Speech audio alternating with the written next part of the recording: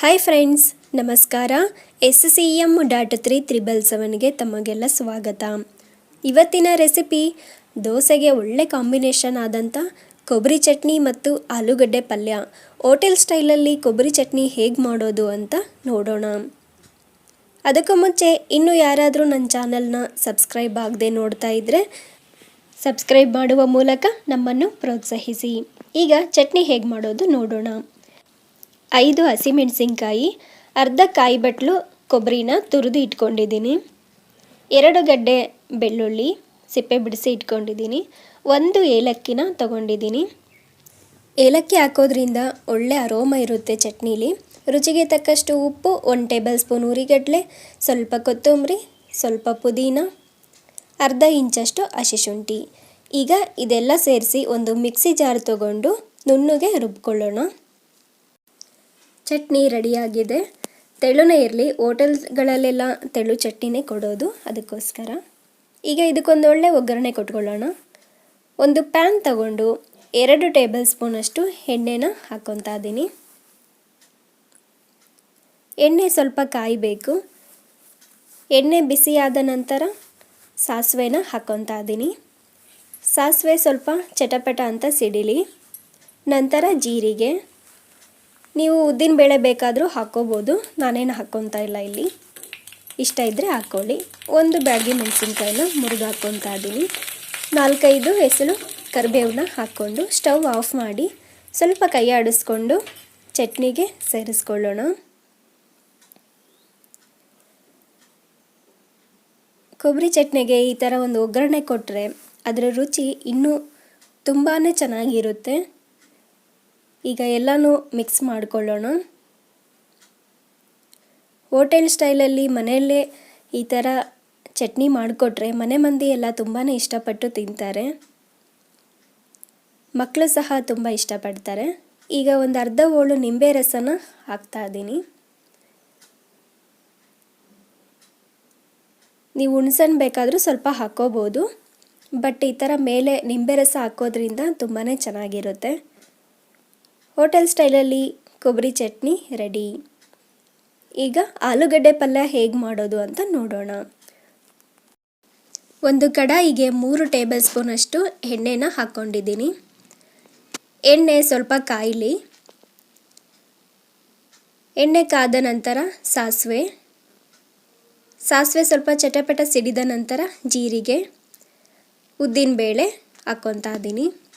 ನೀವು ಕಡಲೆಬೇಳೆ ಬೇಕಾದರೂ ಸೇರಿಸ್ಕೋಬಹುದು, ಆದರೆ ಉದ್ದಿನಬೇಳೆ ಮಾತ್ರ ಮಿಸ್ ಮಾಡಬೇಡಿ, ತುಂಬ ಚೆನ್ನಾಗಿರುತ್ತೆ. 5-6 ಹಸಿಮೆಣಸಿನ್ಕಾಯಿನ ಸೇರಿಸ್ತಾ ಇದ್ದೀನಿ. ಆಲೂಗಡ್ಡೆ ಪಲ್ಯದಲ್ಲಿ ಹಸಿಮೆಣಸಿನ್ಕಾಯಿನೇ ಮೇಯ್ನು. ಸ್ವಲ್ಪ ಕರಿಬೇವು. ಈಗ ಎಲ್ಲನೂ ಸ್ವಲ್ಪ ಫ್ರೈ ಮಾಡ್ಕೊಳ್ಳೋಣ. 1/4 ಟೀ ಸ್ಪೂನಷ್ಟು ಇಂಗು ಸೇರಿಸ್ತಾ ಇದ್ದೀನಿ. ಒಗ್ಗರಣೆಯಲ್ಲಿ ಹಿಂಗೆ ಹಾಕೋದ್ರಿಂದ ಒಳ್ಳೆ ಪರಿಮಳ ಇರುತ್ತೆ, ಅದಕ್ಕೋಸ್ಕರ. ನಂತರ 2 ದೊಡ್ಡ ಗಾತ್ರದ ಈರುಳ್ಳಿನ ಈ ಥರ ಉದ್ದದ ಕಟ್ ಮಾಡಿ ಸೇರಿಸ್ಕೊತಾ ಇದ್ದೀನಿ. ಈರುಳ್ಳಿ ಎಲ್ಲ ಚೆನ್ನಾಗಿ ಫ್ರೈ ಮಾಡ್ಕೊಳ್ಳೋಣ. 4-5 ನಿಮಿಷದವರೆಗೂ ಮೀಡಿಯಮ್ ಉರಿಯಲ್ಲಿ ಇದೇ ಥರ ಫ್ರೈ ಮಾಡ್ಕೊಳ್ಳಿ.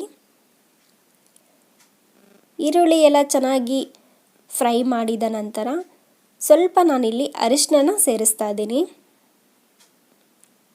ಈ ಥರ ಎಣ್ಣೆಯಲ್ಲಿ ಹಾಕಿ ಕಲರ್ ತುಂಬ ಚೆನ್ನಾಗಿ ಬರುತ್ತೆ. ಈಗ ಎಲ್ಲ ಮಿಕ್ಸ್ ಮಾಡ್ಕೊಳ್ಳೋಣ.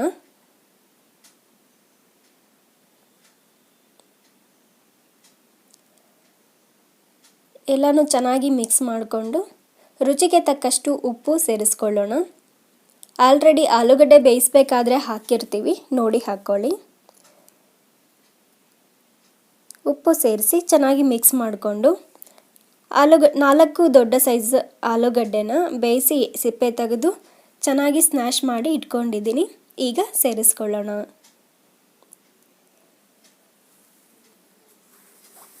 ಎಲ್ಲನೂ ಹಾಕ್ಕೊಂಡು ಚೆನ್ನಾಗಿ ಮಿಕ್ಸ್ ಮಾಡೋಣ. ಒಗ್ಗರಣೆಗೆಲ್ಲ ಚೆನ್ನಾಗಿ ಬೆರಿಬೇಕು.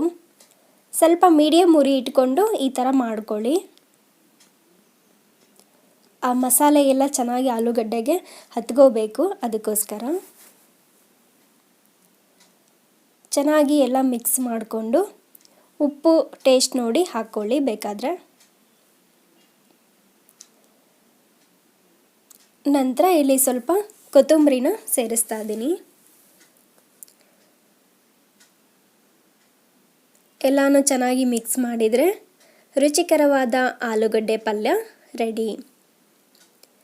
ನೋಡಿದ್ರಲ್ಲ ಆಲೂಗಡ್ಡೆ ಪಲ್ಯ, ಹೋಟೆಲ್ ಸ್ಟೈಲಲ್ಲಿ ಕೊಬ್ಬರಿ ಚಟ್ನಿ ಹೇಗೆ ಮಾಡೋದು ಅಂತ. ತುಂಬಾ ಚೆನ್ನಾಗಿರುತ್ತೆ, ಮಕ್ಕಳಿಗೂ ಇಷ್ಟ ಆಗುತ್ತೆ, ಮನೆ ಮಂದಿಯೆಲ್ಲ ತುಂಬ ಇಷ್ಟಪಟ್ಟು ತಿಂತಾರೆ. ಈ ರೀತಿ ಒಮ್ಮೆ ಟ್ರೈ ಮಾಡಿ.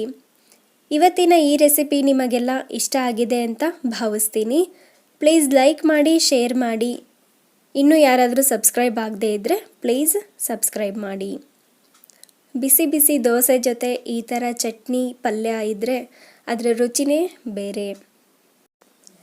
ಇನ್ನೂ ಯಾರಾದರೂ ಹಳೆ ವಿಡಿಯೋಗಳು ನೋಡಿಲ್ಲ ಅಂತಂದರೆ ಡಿಸ್ಕ್ರಿಪ್ಷನ್ನಲ್ಲಿ ಲಿಂಕ್ ಹಾಕಿರ್ತೀನಿ, ಪ್ಲೀಸ್ ದಯವಿಟ್ಟು ನೋಡಿ. ಮತ್ತೆ ಮುಂದಿನ ವಿಡಿಯೋದಲ್ಲಿ ಇದೇ ಥರ ಹೊಸ ರೆಸಿಪಿಯೊಂದಿಗೆ ಬರ್ತೀನಿ. ಅಲ್ಲಿವರೆಗೂ ನಮಸ್ಕಾರ.